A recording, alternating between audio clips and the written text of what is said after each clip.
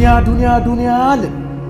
በተቃራኒው ግን የሆነ ጎረቤት አላህ እየወሰደ እያሳየን፣ የሆነ አደጋ እያመጣ እያሳየን፣ ሞቱል ፉጃ በጣም በተንሰራፋበት፣ የመኪናው አደጋ በጣም በበዛበት፣ እዛ ጋር ሰው ተያዘ፣ ታገተ፣ የሁሉ ብር ተጠየቀ፣ ተገደለ የሚባል ወሬ በየሰማንበት ባለንበት ሰዓት ላይ በጣም በዱንያ ጧል ትምህርት ቤቶች በጣም ብልግና ላይ ወደቁበት ወቅት ነው ያለ ነው። ተማሪዎች የመለያያ ፕሮግራም የሆነ ፕሮግራም እያሉ ጭራሽ ቪዲዮ እየቀረጹ የሙስሊም ልጆች ጭምር እንዴት ሲጨፍሩ ምን ሲሉ ያሳፍራል። ወላሂ ለአላህ ምርጥ ባሪያዎች አሉት አሉ፣ ድንቅ የሆኑ ባሪያዎች ጠለቁ ዱንያ ወኻፉል ፊተና፣ ፊትናን ፈርተው ዱንያን የፈቱ በታስፈልግ የሚል በሶስት የፈቷል።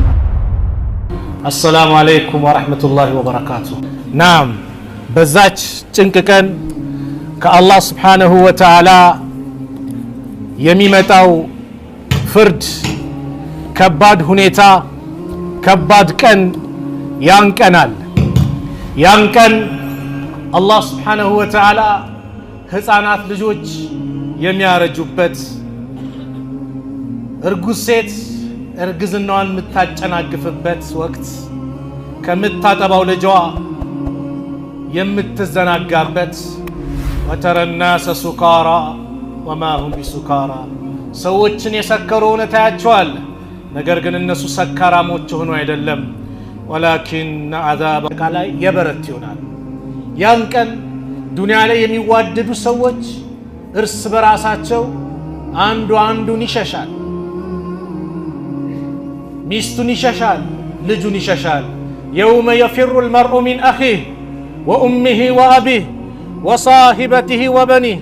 ያን ቀን ማለት ሰው አባት ልጆቹን፣ ሚስቱን፣ እናት አባቱን የሚሸሽበት ቀን፣ ከወንድሙ የሚያፈገፍግበት የሚሸሽበት ቀን ነው። ያን ቀን ማለት በዛ ቀን ላይ በዛች ጭንቅ ሰዓት ላይ አላህ ስብሓነሁ ወተዓላ ነጃ የሚላቸው ሰዎች ግን አሉ።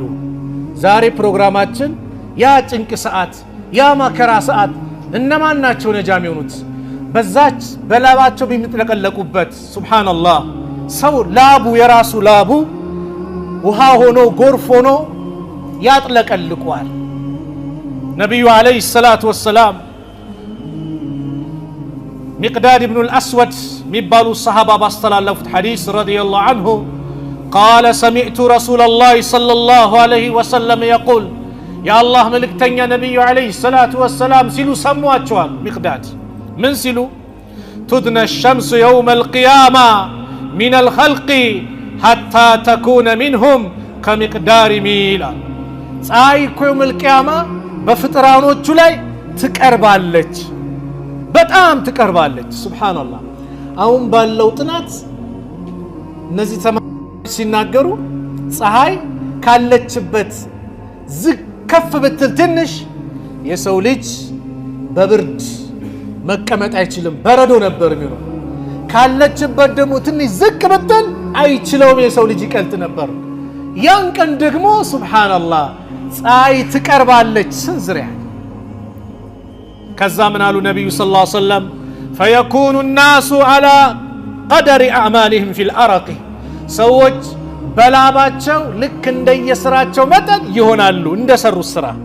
ፈሚንሁም ከነሱ መካከል መን የኩኑ ኢላ ከዕበይሂ፣ እስከ ቁርጭምጭሚቱ ላቡ የምትወጣች ቁርጭምጭሚቱ ድረስ ላብ ነው፣ አስቡት።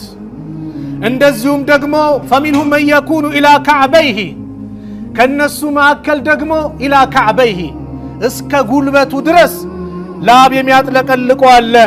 ወሚንሁም ከነሱ መካከል ደግሞ መን የኩኑ ኢላ ሐቅወይሂ አይ ወሰጢሂ፣ እስከ ወሰጥ ማለት እስከ እምብርቱ ድረስ ወይም እስከ የልብስ መታጠቂያው እስከ ወገቡ ድረስ ላብ የሚያጥለቀልቀው አለ አሉ ነቢዩ ሰለላሁ ዐለይሂ ወሰለም።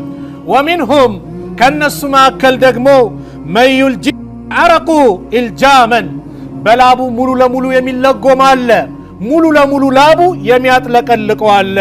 ቃል ወአሻረ ረሱሉላህ ሰለላሁ ዐለይሂ ወሰለም ቢየዲሂ ኢላ ፊሂ፣ የአላህ ምልክተኛ ነቢዩ ሰለላሁ ዐለይሂ ወሰለም በእጃቸው ምልክት እያሳዩ ወደ አፍ ማለት ነው እንዲህ እያሳዩ እዚህ ድረስም ላቡ የሚያጥለቀልቋል ላቡ የሚያጥለቀልቋል አሉ ነብዩ ሰለላሁ ዐለይሂ ወሰለም ምልክት እንዲያሳዩ። ታዲያ የከባድ ቀን ይሄ ጭንቀት ቀን ይሄ መከራ የሚውጥባቸው ሰዓት ላይ ሁሉም ነፍሲ ነፍሲ የሚልበት ላይ ነቢያቶችም ነፍሲ ነፍሲ የሚሉበት ከባድ ላይ የሚድኑት ማን ናቸው? የአላህ መልእክተኛ ነቢዩ ዓለይሂ ሰላቱ ወሰላም በአንድ ሐዲስ ላይ እነዚህ ሰዎች ጠቀሱልን። ታላቁ ሰሃባ የሐዲስ ልቅ የሆኑት አባ ሁረይራ ረዲየላሁ ዐንሁ ሲያስተላልፉ እንዲህ ያሉ የአላህ መልእክተኛ እንዲህ ያሉ ሰብዐቱን ዩዚልሁም ላሁ ፊ ዚልህ የውመ ላ ዚለ ኢላ ዚሉህ።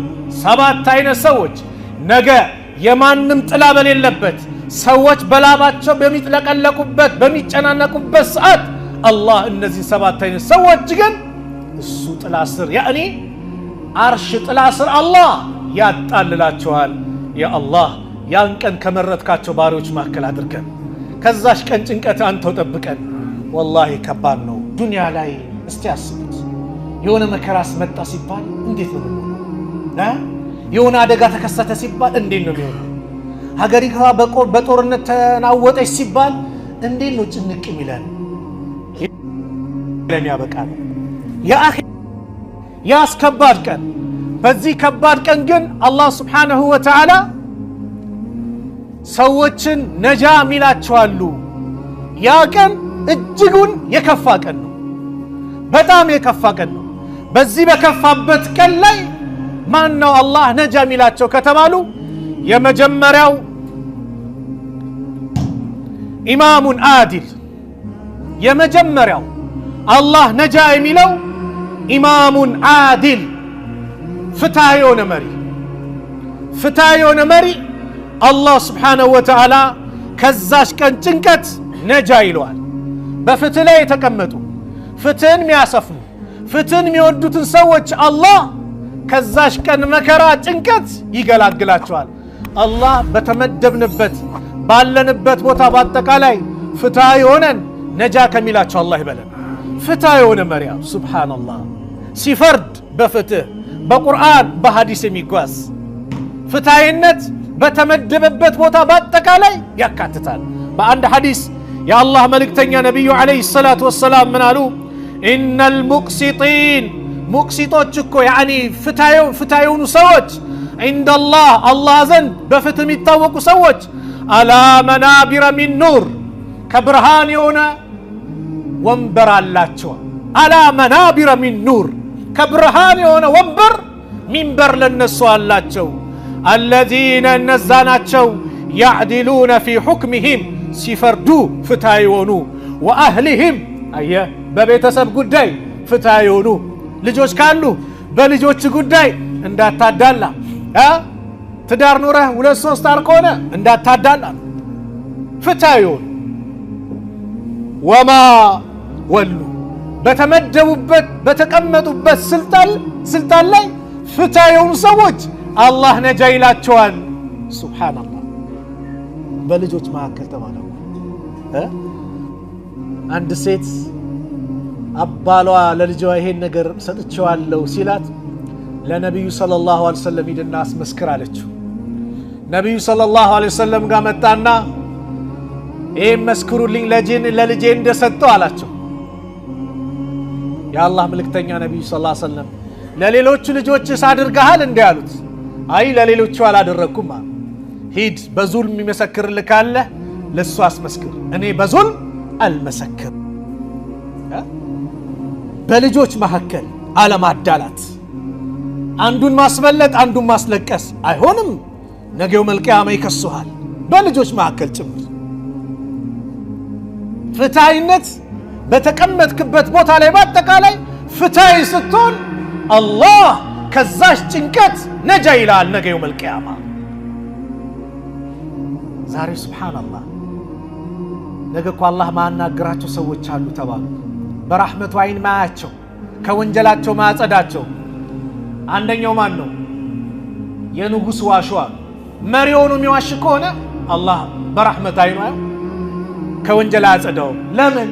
ንጉስ ነው ፈላጭ ቆራጭ ነው ምን ግን ማን አስገዱት ምን ይዋሻል እውነቱን ቢናገር ማን ሊቀጣው መሪ ነው አያችሁ የደሃ ኩራተኛ አሉ ሁለተኛ ሶስተኛው የሽማግሌ ዝሙተኛ አላህ ይጠብቅ እነዚህ አላህ በረህመት አይኑ ያያቸው ከወንጀላቸው አጸዳቸው አላህ አናግራቸው ማሉ ነብዩ ሰለላሁ ዐለይሂ ወሰለም ወአቅሲጡ ፍታዩኑ ለምን ኢነላህ ዩሂቡል ሙቅሲቲን አላህ ፍታዩኑ ሰዎችን ይወዳቸዋል አላህ ከወደደ ሳር ቅጠል ይወድሃል አላህ ከወደደ መላእክቶች ይወዱሃል አላህ ከወደደ ዱንያ ላይ ተወዳጅ እንድትሆን አላህ ያደርጋል ስለዚህ የመጀመሪያው ማን ነው ፍታይ የሆነ መሪ አሉ ነብዩ ሰለላሁ ዐለይሂ ወሰለም በየትኛውም ቦታ ላይ አላህ ፍታይ ሆኑ አላለ ያ አዩሃ الذين آمنوا كونوا قوامين بالقسط شهداء لله ولو على انفسكم ፍታይ ሆኑ በነፍሶቻችሁ እንኳን ብትሆን ለአላህ ምስክርነት ስትሰጡ ፍታይ ሆናችሁ መስክሩ በነፍሶቻችሁ ቢሆን አዊል ዋሊደይን በወላጆቻችሁ ወላቅረቢን በቅርብ ዘመዶቻችሁ ዘመዴ ስለሆነ ያልሰራውን ለሱ ነው አትበል ጓደኛዬ ስለሆነ አትበል የኛ ሰፈር ልጅ ስለሆነ አትበል አላህ ይመለከታል እንኳን ለጎረቤት እንኳን ለጓደኛ አይደለም በራስ ላይ ፍትሃ ይሁን ፍትህ በእስላም ትልቅ ቦታ ይሰጠው መሪዎች ነበሩ ቀደምቶቹ መሪ ለመሆን ይባላል እንደ እስላም ምሁራን አገላለጽ ሶስት ነገር ማሟላት አለበት አንደኛ ፍትሃዊ መሆን አለበት ሁለተኛ አዛኝ መሆን አለበት ሶስተኛ ጀግና መሆን አለበት ፍትሃዊ አዛኝ ጀግና ሰዎችን ማይበድል ጀግና ነው ለሰዎች የቆመ እንደዚሁም ደግሞ ያዝናል ለሰዎች ዑመር የነበሩ ይባላል ዑመር ሱብሃንአላህ 30 ቦታ እኮ የተሰፋ ልብስ ነበር የሚለብሱት ዳሩል ቀዳ የሚባል እኮ ቦታ አለ ዳሩል ቀዳ ማለት ዑመር ሲሞቱ የእሳቸው የሚኖሩበት መሬታቸው ተሽጦ እዳቸው የተከፈለበት መሪ ናቸው ግን እዳ ብድር ለምን መሪ ነኝና እንደፈለኩ ላድር ኪሴ ለልክተት አይሉ ለሊት ይንቀሳቀሳሉ የተቸገረ ካለ ብሎ ያሉ ያገራችን መሪ እንዴት አያችሁት ብሎ ይጠይቃሉ ዑመርማ እንዲያረገ ሲሉ ዑመር መሆኑን አውቁ ያንን የጎደለ ቦታ ሄዶ ያስተካክሉ ነበር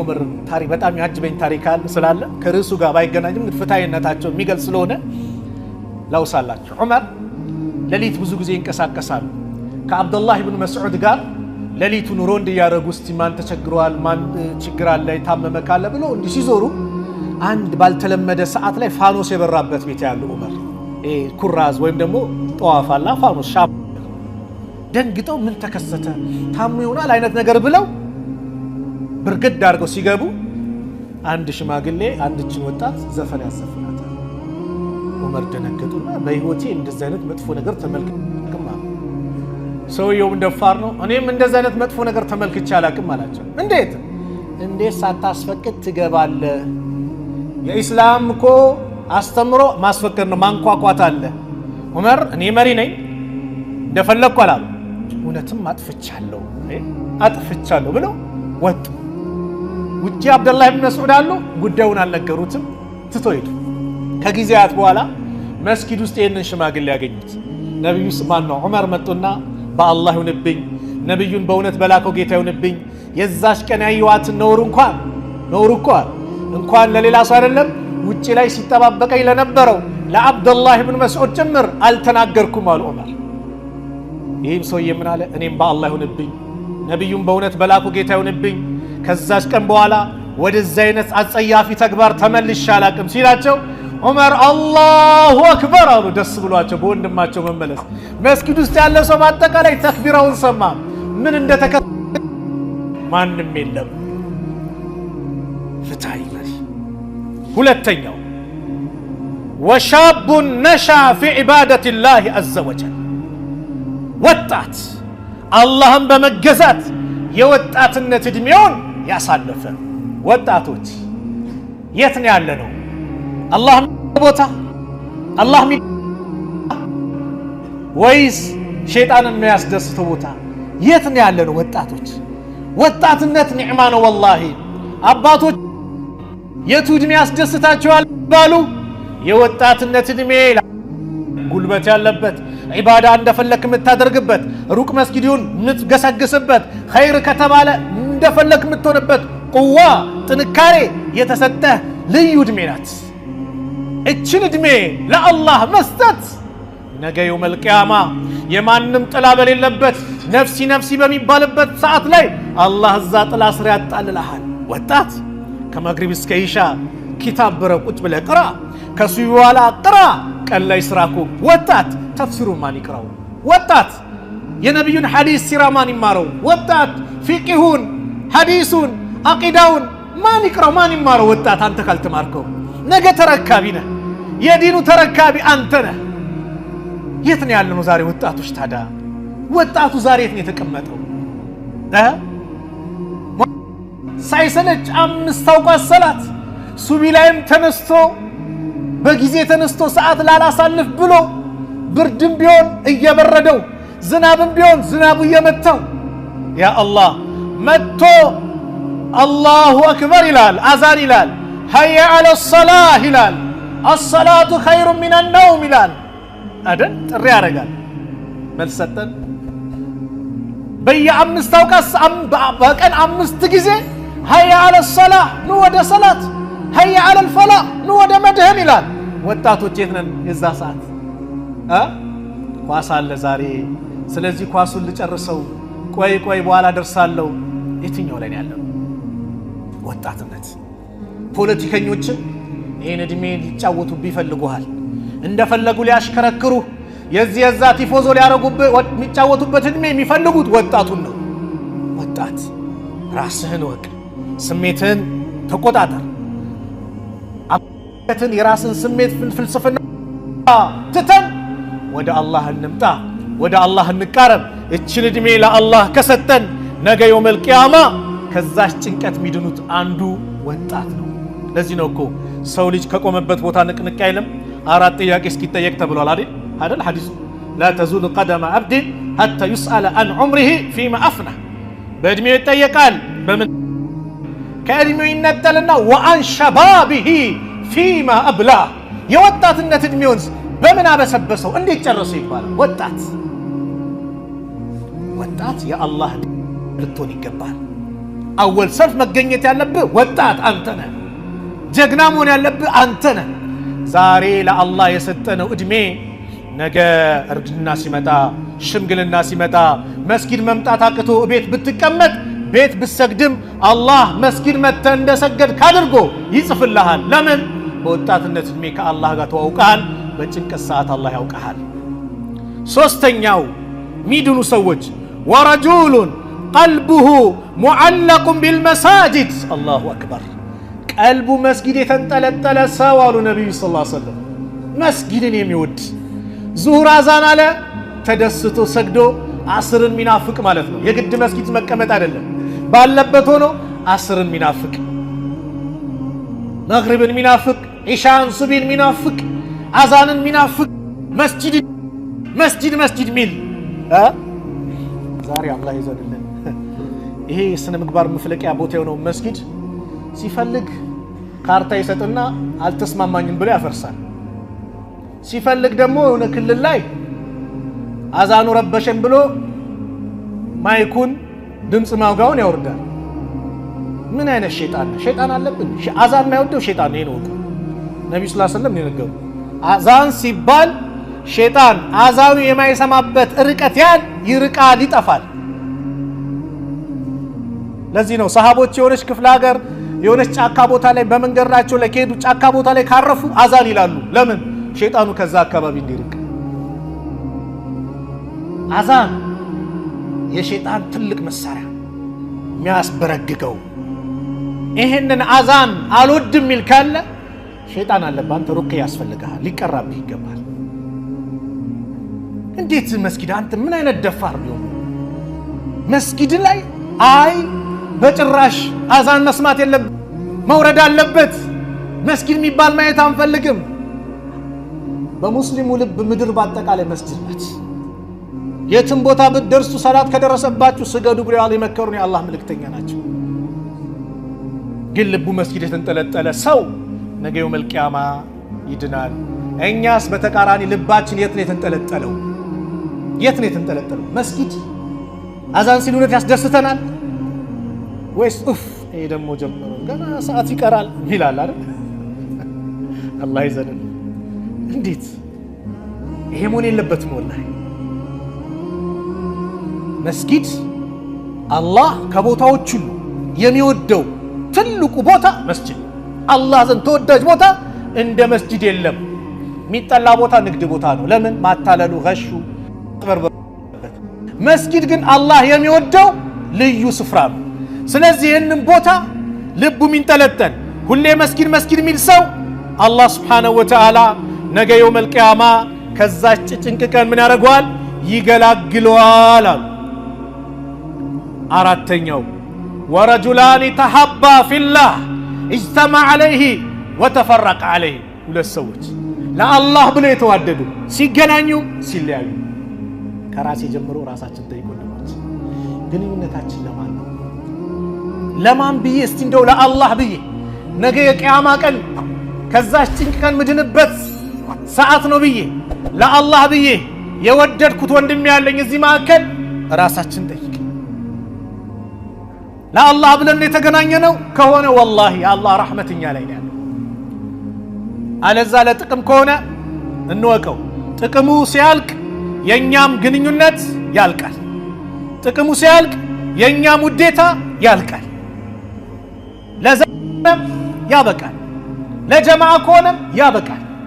ለማን ነው ግንኙነታችን መሆን ያለበት? ለአላህ። ወንድሜ ላኢላሃ ኢላላህ ስላለ እወደዋለሁ አከብረዋለሁ ለሱ ልዩ ስፍራ ልዩ ቦታ አለኝ ብለን ልናስብ ይገባል።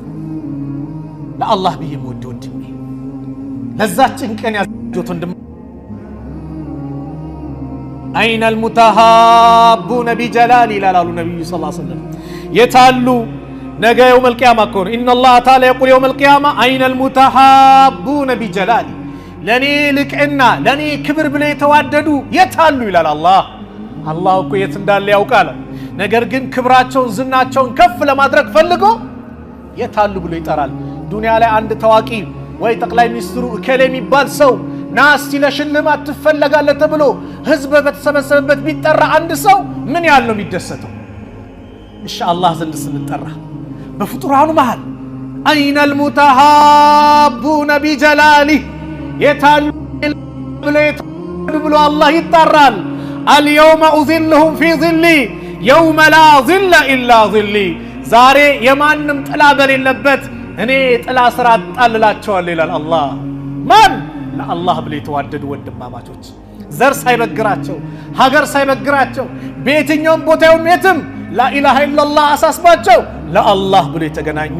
አዎ አብዱላህ ኢብኑ ሰላምን ከየሁድ ያመጣ ዲን፣ ቢላልን ከሀበሻ ያመጣ ዲን፣ አቡበከርን ከዓረብ ከቁረይሽ ያመጣ ዲን፣ ሰልማንን ከፋርስ ያመጣ ዲን አንድ ቦታ እንዲቀመጡ ያደረጋቸው ከሊመቱ ላኢላሃ ኢላላህ ነው፣ ሌላ አይደለም። የላኢላሃ ኢላላህ ሚስጥር ቀላል አይደለም ወንድሞች። ለአላህ ብለው የተዋደዱ። አምስተኛው ወረጁሉን ዳዓትሁ እምራቱን ዛቱ መንስቢን ወጀማልን ፈቃለ ኢኒ አኻፉላህ።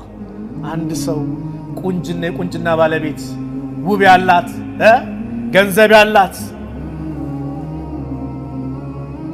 ለዚና ስትጋብዝህ ና ስትልህ ኢኒ አኻፉላህ እኔ አላህን እፈራለሁ ያለ ሰው።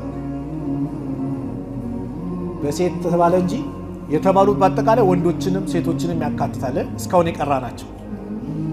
አንተም አንቺም እህቴ ቆርቆሮ እያሳየሽ፣ ቆርቆሮ ታውቃላችሁ ምንድነው? መኪና ነው። ቆርቆሮ እያሳየሽ ብልጭ ነገር እያሳየሽ ቲፕ ባይለኛው እየሰጠሽ ለዝሙት ሲያመቻችሽ ኢኒ አኻፉላህ እኔ አላህን እፈራለሁ ያለሽ ሴት ያለ ወንድ ነገ የውመል ቂያማ አላህ የእርሱ አርሽ ጥላ ስር ይመድበዋል። ነቢዩላህ ዩሱፍን ግብዣ ቀረቡለት። ሀይ ተለክ የት ምን ትሰራለህ? ያው ተዘጋጀው ለአንተ እኮ ነው አለችው። ቃለ ማአዘላህ ኧረ አላህ ማይሻብኛል አላህን እፈራለሁ በጭራሽ ጌታዬን እንጂ አንቺን አይደለም ማስደስተው አላት። ለአላህ ብሎ እስር ቤት ወረደ ዩሱፍ። ለአላህ የከፈለው ዋጋ ሐራምን ከመስራት የከፈሉት ዋጋ ነቢዩላህ ዩሱፍ መጨረሻ ግን አላህ ንጉስ አድርጎ አወጣቸው። ለአላህ ነው። ለአላህ ብለውን ነገርን ከራክ አላህ ኸይር ነው የሚተካልህ። በተለያየ መንገድ ገንዘቧን አታላ በገንዘቧ ምን እያለች ና ዛሬ ከኔ ጋር አደር አላህን እፈራለሁ ያለ ጀግና ወጣት ዛሬ አላህ ይጠብቀን። እንኳን የተብሎ አይደለም ሰው እኮ ዝም ብሎ እየሮጠበት ነው አይደል? ዝሙት እኮ ቀላል ሆኗል። ሐቂቃ ዝሙት ተንሰራፍቷል። ፔንሲዮኖች በየቦታው ተከፍቶ ዝሙቱ በጣም ተሰራጭቷል። ቀላል ሆኗል። ትምህርት ቤቶች በጣም ብልግና ላይ የወደቁበት ወቅት ነው ያለ ነው። ተማሪዎች የመለያያ ፕሮግራም የሆነ ፕሮግራም እያሉ ጭራሽ ቪዲዮ እየቀረጹ የሙስሊም ልጆች ጭምር እንዴት ሲጨፍሩ ምን ሲሉ ያሳፍራል። ወላሂ ወዴት ነው የሚያመራው? አደጋ ላይ ነው። ሙዚቃ እኮ ማለት የዝሙት ተጣሪ ነው። አልጊና ዳዕየቱ ዚና ይባላል። ሙዚቃ ማለት የዚና ተጣሪ ትልቅ መሳሪያ ነው። ኸምር የሚሰራውን ስራ ሙዚቃ ይሰራዋል። ልብ በሉ። ኸምር የሚሰራውን ስራ፣ አስካሪ መጠጥ የሚሰራውን ስራ ሙዚቃ ይሰራዋል። ዝሙት ላይ ወድቋል። አበድኩልሽ እየዘፈነች የዚህ ነገር ሲያመቻችሽ አላህን እፈራለሁ በይ። ለምን ነገ የውመል ቂያማ በሱ ጥላ ስር ትሆኛለሽ። በሴት ያመጣው ምንድነው? ብዙ ጊዜ ለዝሙቱ በሩ የሚከፍቱ ሴቶች ስለሆኑ የሚገርም እኮ ነው። ዝሙተኛዋታ ሴት ነው የሚለው ቁርአን። ከዛ ወንዱን ነው ሁለተኛ የሚያመጣው። ስለ ስርቆት ሲያመጣም አሳሪቁ ወሳሪቀቱ ይላል። ወንድስ ሌባና ሴት ሌባ ነው። ለመስረቅ ለመዝረፍ ማን ነው ደፋሩ?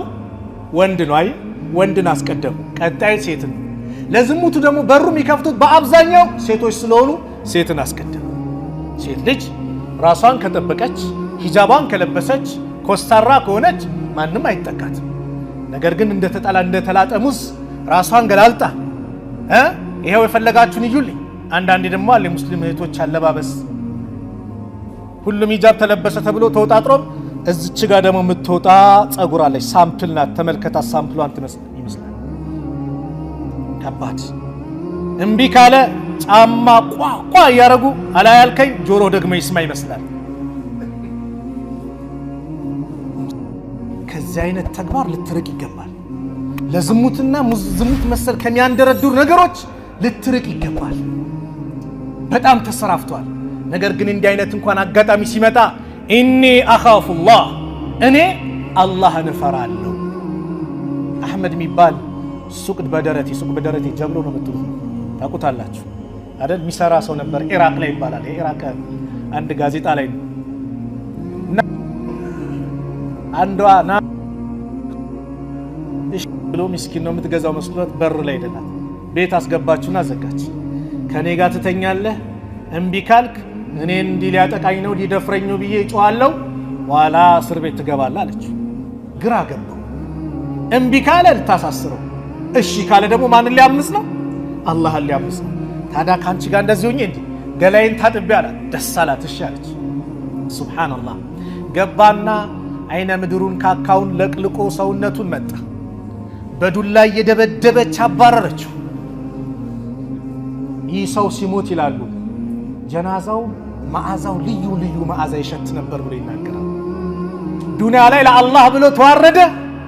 ሲሞት ግን አላህ የጀናዛውን መዓዛ ልዩ አደረገው። ጥሩ መዓዛ እንዲኖር አደረገው። መን ተረከ ሊላሂ ሸይአን አወደሁ ላሁ ኸይረን ሚንሁ። ለአላህ ብሎ አንድን ነገር የተወ አላህ የተሻለ ይተካል። እህቴ የሆነ ነገር ቸግሮሽ መግቢያ መውጫ ቤት ክራይ መክፈያ አጥቶሽ የሆነ ነገር ብቻ ጭንቅ ብሎሽ አንደኛው እኔ አካውንትሽ 200 300 ሺህ ከታለው ብቻ አንቺ እሺ በይኝ ሲልሽ አላህን ፈርተሽ አቁሚ ተይ። አላህ ከዛ ብር እጥፍ አድርጎ አላህ ያመጣልሻል።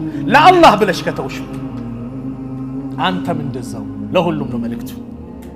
ስድስተኛው ወረጁሉን ተሰደቀ ቢሰደቀቲን ፈአኽፋሃ ሐታ ላ ተዕለመ ሽማሉሁ ማ ቱንፊቁ የሚንሁ። ሱብሓነላህ ሰደቃ ያወጣ ሰው ተሰደቀ ቢሰደቀቲን አንድችን ሰደቃ የሰጣ ነገር ግን ሰደቃ ሲሰጥ ድብቅ ያደረጋት ኢኽላስ ያላት ቀኝ እጁ ሲሰጥ ግራ እጁ ማታቀበት ሰደቃ ግልጽ ነው። ድብቅ ለአላህ ብሎ የሰጠው ሰደቃ ካለ ነገ እሱም የውመል ቂያማ የአላህ አርሽ ጥላ ስር ይሆናል። አንተ ድብቅ አድርገህ ወንድም በሆነ ምክንያት ተጨናንቋል፣ የትምህርት ቤት ልጆች የሚከፍለው አጥቶ ጭንቅ ሲለው ሳታስታውቅ ማንነት ሂደ ትምህርት ቤት ልጆችን ክፍል ስታደርግ ለአላህ ብለህ የሰጠው እንደ ምሳሌ ነው። የቤት ኪራይ ጨንቆታል፣ በጎን ሂደህ ስከፍልለት የሆነ ጉዳይ በቃ መታከሚያ አጥቶ ብር ሲል እዚች ጋር የሆነ ነገር እንትኑን ሀጃውን ስታወጣ ለማን ብለህ? ለአላህ ብለህ። ተርቧል፣ የሆነ አስቤዛ አድርገህ አስቀምጠህለታል፣ ለማን ብለህ? ለአላህ። ደብቀህ አንተና አላህ ብቻ የምታውቁት ማንም አያውቅብህ ለአላህ ብለህ ያወጣህ ሰደቃ ነገ የውመል ቂያማ የማንም ጥላ በሌለበት ሰዓት አላህ የእርሱ ጥላ ስር ያስቀምጥሃል። ዛሬ ግን አላህ ይዘንልህ፣ ሰደቃችን አላህ ይዘንለት። ሐቂቃ አደባባይ ካልወጣ አይሆንም ሰደቃችን። እንኮፈሳለን፣ ይሄ እንመጻደቃለን። ላ ተብጢሉ ሰደቃቲኩም ቢልመኒ ወልአዛ። ሰደቃችሁ እናንተ የሰጣችሁት ምጽዋትን ሰዎች ላይ በመመጻደቅና አዛ በማድረግ አታበላሹት አለ አላህ። እኛ እኮ ነን እንዲህ ሀብታም ያደረግነው፣ ትላንት ባዶ ነበረ ዛሬ ነን እኮ እንዲህ ሰው ያደረግነው ይላል። አትመጻደቅ፣ ሰውን አዛ አታሸማ። ነቢዩ ሰለላሁ ዐለይሂ ወሰለም ሰደቃ ሲሰጡ የሚያጅቡ ነበሩ።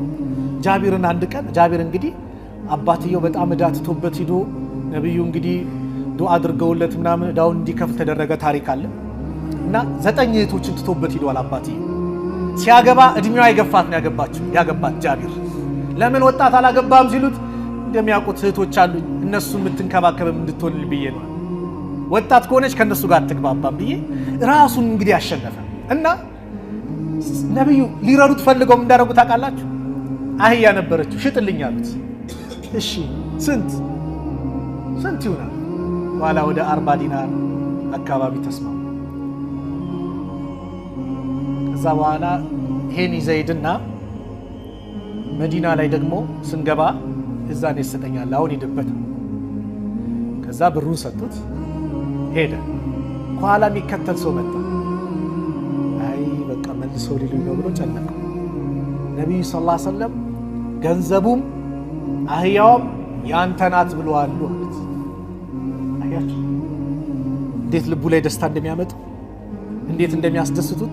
እንኳን ሊመጻደቁበት ይቅሩና እንኳን ሊያሸማቅቁት ይቅሩና እንዴት እንደሚያስደስቱት። እኛ ሰደቃችን ሰደቃ ወንድሞች ሁሉ አቢነገር መሰለቸት የሌለበት። ለምን ካላችሁ በየዕለቱ ጧት መላእክቶች ይወርዳሉ ዱዓ የሚያደርጉ ምን ሚሉ አላህ ወይ የሚሰጥን ሰው አፋፋለት አብዛለት ይላሉ በየቀኑ። የማይሰጥን እምቢ የሚለውን ደግሞ አጥፋበት አውድምበት ይላሉ። የሰው ልጅ ሲሞት መጀመሪያ ለስራ ብሎ የሚያስበው ኸይር ስራ ሰደቃው ነው አሉ።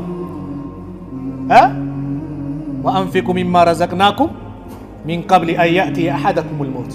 እኛ ከሰጠናች ሲሳይ አንዳችሁ ላይ ሞት ከመምጣት በፊት ፈየቁል ከማለቱ በፊት ረቢ ጌታዬ ወይ ለውላ አኸርተኒ ኢላ አጀሊን ቀሪብ፣ ዱንያ ላይ ትንሽ ጊዜ ብታቆየኝ ትንሽ ጊዜ ብትሰጠኝ እንደው ብትመልሰኝ ፈአሰደቀ ይላል ሰደቃ አውጣ ነበር ይላል። ሱብሃንአላህ። ዑለማዎች ምን አሉ? ኸይር ስራ ተብሎ የሚታየው የዛኔ ሰዓት ሰደቃው ነው። ወአኩ ሚነ ሷሊሒን ይላል ከደጋጎች ሆናለሁ ይላል። ያ ሰዓት ግን ፋይል ተዘግቷል። ስለዚህ ለአላህ ብለን የሰጠና ሰደቃ ምን አለ? የመጨረሻው ነብዩ ምን አሉ? ወረጁሉን ዘከረ አላህ ኻሊያን ፈፋተት አይናሁ። አንድ ሰው አላህን አውሱ ብቻውን የሆነች ክፍል ላይ ቁጭ ብሎ ስለ አላህ አዘማ ታላቅነት፣ ስለ ቂያማ ሁኔታ ወንጀሎቹን አስተውሶ ይላል ስለ አላህ ታላቅነት አውቁ አይኖች ያነቡለት። አልቅሰናል ብቻችን እንባችን ወጥቷል። የኛ እንባ በምንድን ነው የወረደው? ምን ስላጣውን የወረደኝ እንባ? የአላህ ፍራቻ አስለቀሰኝ? የቂያማ ሁኔታ አስለቀሰኝ? ወይስ ወንድሞቼን በድያለሁ ነገ ምን ይውጠኛል ብዬ አስለቀሰኝ? ኸይር ያንሰብኛል ብዬ አስለቀሰኝ? ወንጀል የበዛ ብሎ አስለቀሰኝ? ወይስ ምንድን ነው ያስለቀሰኝ? ዱንያ የምወዳት ልጅ ስለሄደችብኝ ያለቀስኩት? አንቺስ ምትወጂ ልጅ ስለሄደብሽ ነው ያለቀሽው? ምንድነው ያስለቀሰሽ? ምንድነው ያስለቀሰ? ነገ ግን በዛች ጭንቀን የሚድኑት ወረጁሉን ዘከረላህ ኻሊያን እኮ ነው፣ ብቻውን ተነጥሎ ማንም ሳየው። ፈፋደት አይናሁ አይኖቹ ያነቡለት ያለቀሱለት፣ ማንም ሳይህ ዱዓ ስታደርግ ያ ረቢ የመጣብህ የአላህን ታላቅነት ተረድተህ የእሱን ኃያልነት አውቀህ የቂያማን ከባድነት አውቀህ የሰራናቸው ወንጀሎችን አስታውሰን ማልቀስ፣ የበደልኳቸው ሰዎች ነገ የውመል ቂያማ ምንድነው የሚውጠኝ ብለን ማልቀስ አለ።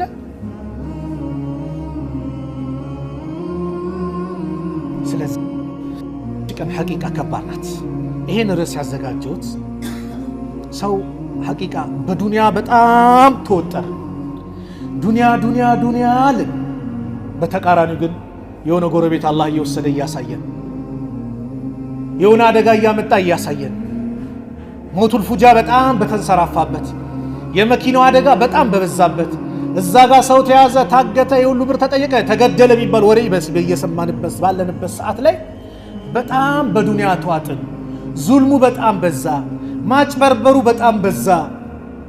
እናት አባት ትእዛዛቸው እየተጣሰ ነው፣ እየተገለመጡ ባለበት ባል ሚስቱ ላይ እንደፈለገ ይሆናል፣ ያሰቃያል። ሚስት ባሏ ላይ እንደፈለገች ታምጻለች። ልጆች ወላጆቻቸውን ማክበር የሚባል ነገር ጠፋ። ይሄ ሲበዛ እስቲ እንደው አኺራን እናስታውስ። አኺራን አስታውሰን ትንሽ ከተመለስን፣ ትንሽ የዱንያን ቀድር ካወቅን በሚል ነው። ዱንያ ኢማሙ ሻፊ ሲገልጿት ምናሉ በግጥም ላይ ኢና ሊላሂ ዒባደን ፉጠና ጠለቁ ዱንያ ወኻፉ ልፊተና ነዘሩ ፊሃ ፈለማ ዓሊሙ አነሃ ለይሰት ሊሐይን ወጠና ጀዓሉሃ ሉጀተን ወተኸዙ ሳሊሐ ልአዕማል ፊሃ ሱፉና። ለአላህ ምርጥ ባሪያዎች አሉት አሉ፣ ድንቅ የሆኑ ባሪያዎች። ጠለቁ ዱንያ ወኻፉ ልፊተና፣ ፊትናን ፈርተው ዱንያን የፈቱ ባያታስፈልግም በሶስት የፈቷት ማለት ለምን? ነዘሩ ፊሃ ወደ እሷ ሲመለከቱ፣ ፈለማ ዓሊሙ ስለ እሷ ማንነት ሲያውቁ፣ አነሃ ለይሰት ሊሐይን ወጠና እሷ ዘውታሪ ሀገር አይደለችም አሉ፣ ጠፊ ናት። ስለዚህ ጀዓሉሃ ሉጀተን ወተኸዙ ሳሊሐ ልአዕማል ፊሃ ሱፉና። ልክኛ ከባህር ላይ ወደ የብስ ላይ ለመሸጋገር ምን ያስፈልጋል? መርከብ ያስፈልጋል። እነሱ ዱንያን መልካም ስራ አድርገው እንደ ባህር ማለት ነው እንደ ሰፊና አድርገው ወደ አኼራ መሸጋገር ያደረጓት። ስለዚህ ምን አለን ብለን እናስታውስ ለማለት ነው። የኛንም መጨረሻ አላህ ያሳምርልን። የኛንም መጨረሻ አላህ ያሳምርልን። መጨረሻችን አላህ ያሳምርልን። ረበና አቲና ፊ ዱንያ ሐሰና ወፊ ልአኺረቲ ሐሰነተ ወቂና ዓዛበ ናር። ወሰለላሁ ዐላ ነቢይና ወዐላ አሊሂ ወሰሕቢሂ ወሰለም ወአኺሩ ዳዕዋና አኒል ሐምዱሊላሂ ረቢል ዓለሚን። ወሰላሙ ዐለይኩም ወረሕመቱላሂ ወበረካቱህ።